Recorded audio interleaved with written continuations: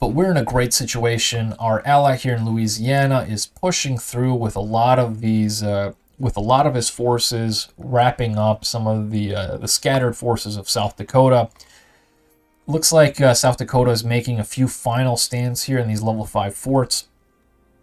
But unfortunately, Louisiana does have a Tatiana at level 2, at 2 stars, and he does have a few artillery pieces, though there may only be one in the north. He's got 2 more coming up.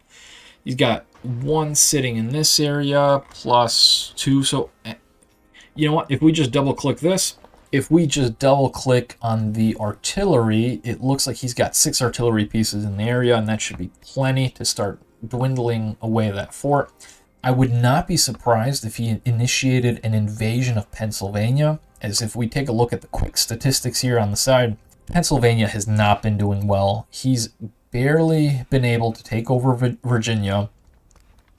His morale is average. I mean, he does have 100% in his capital and some of his core areas, but he really hasn't been able to boost that any higher. So I'm not sure if he's missing the infrastructure or if he does have some kind of shortage in one of the key resources or resource categories that he's able to just kind of keep at bay just enough.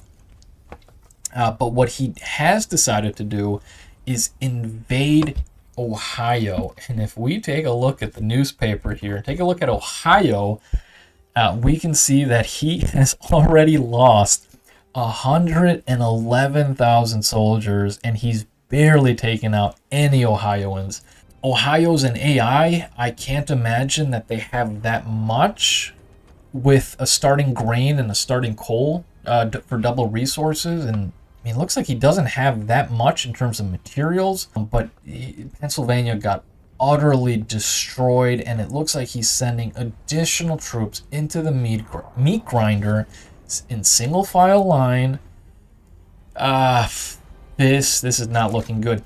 One of the cool things I do like about PC on the desktop is that in some of these fights, even though you're not able to view any of these unit counts, what you're able to do sometimes is by selecting the units that are engaged, we can actually see the casualties taken thus far and what the casualties were. So we can see 2,000 for Ohio. If we click on Pennsylvania, it looks like he's been attacking with infantry. But just being able to see these ratios, not to mention the fact that Ohio is continuing to reinforce, you can kind of see how bad the odds are stacked for Pennsylvania. So at this stage, there's nothing stopping YOLO from just marching through all of these provinces. And if we take a look at the province leaders, you do have myself going up against South Dakota. Louisiana will be taking a lot of free provinces off of South Dakota.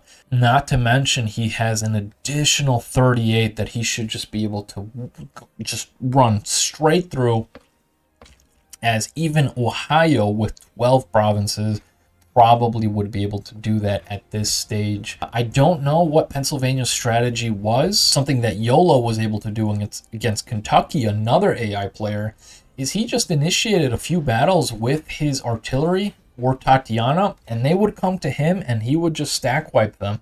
It didn't matter if they had level 3 forts. You can see level 4 forts here.